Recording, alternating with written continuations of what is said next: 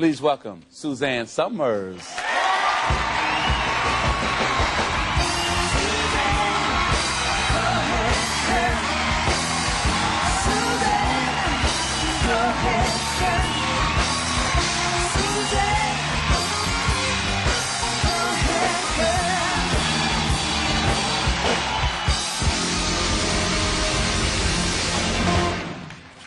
You better put that on first before I start talking. But boy, oh boy, oh boy, I cannot believe you are a grandmother of 4 because you are looking too good, huh?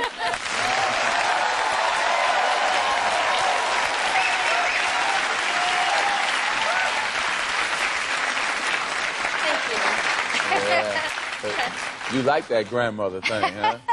Well, I had my son when I was 17, and so everything started young for me, and then I'm actually old enough, I mean, if I have him, I'm old enough. Well, the funny thing is, they must love when it's like grandparents' day at school to show you off. Because if I was them, I'd be like, yeah, that's my mom. Yeah, get back. Do you think kids can see? I don't think. I think they just respond to love. I don't know. But they're only 2. There hasn't been a whole lot of school days yet. Yeah, well, I got something to show everybody. This is a great book. Thank you. Suzanne Somers' book, After the Fall.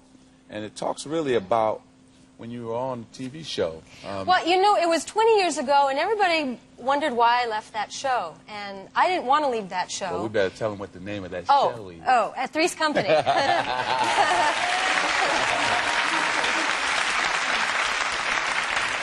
And you were very candid about what happened on Three's Company, so why don't you go into that? Well, when you become famous, if you have no training, and there is no way to train to become famous, and it was overnight.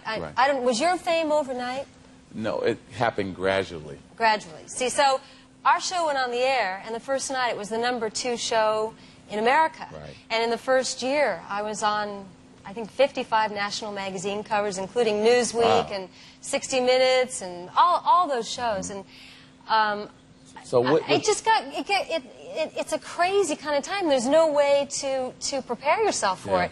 So I think that I was probably a little caught up with myself. But with that fame and everything, and the show was doing great, why did they fire you from the show, though? That's what I don't understand. That is really weird. And that's what I talk about in the book, although it became more than that story.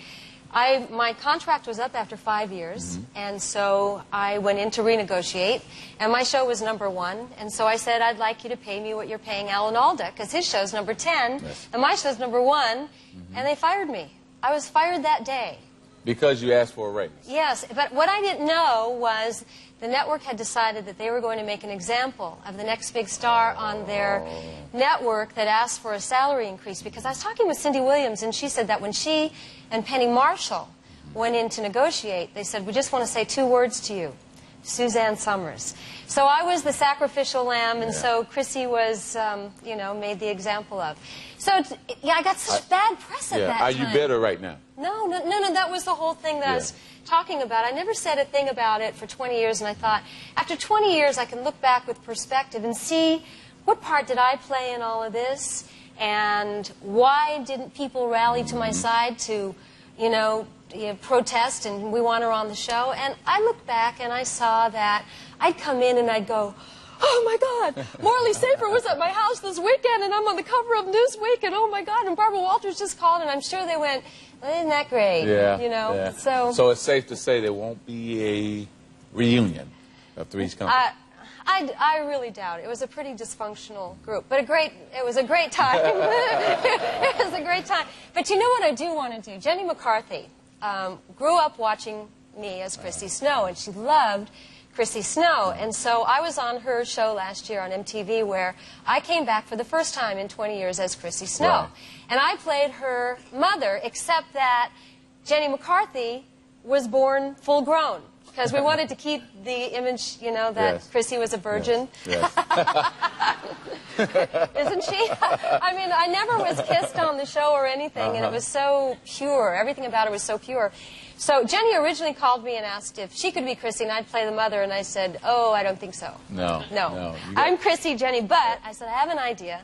I'll be your mother, but you're born full-grown, and you wear hot pants and wedgies and the high-top socks. Yes. And we'll be the two dumbest women that ever walked the face of the earth.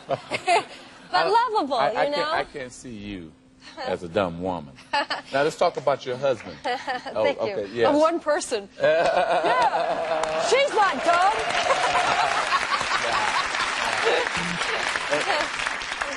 Let's talk about your husband, because you met him on a game show. So that's kind of weird, huh? 30 years ago, I was hired. It was my first television gig, except that I didn't really even last through the show. I was so bad. He was hosting the anniversary game. He was a game show. You actually got fired again. I got fired again, that's right. I got fired again. Man, you've been getting fired a lot around here. You can't hold down a job. You know, my mother always said that, too. Okay. You'll never hold down a job. No, I came on the show as the prize model, the girl that opens the refrigerator doors, and I kept looking. The red light is there, so you would look there, but I kept looking over at that one, opening the refrigerator door, and so by the end of the day, the producer came up and said, you don't have to come back again. So you've been married 30 years? Yeah. Huh? Yeah. Wow, and the day, well, thank you.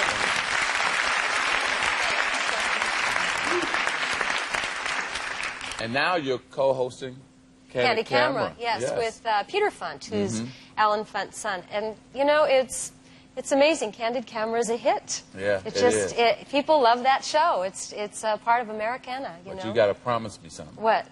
You won't get fired. I'll try. Thanks, Suzanne. Now, next up, we have Kobe Bryant will join us. Don't go away.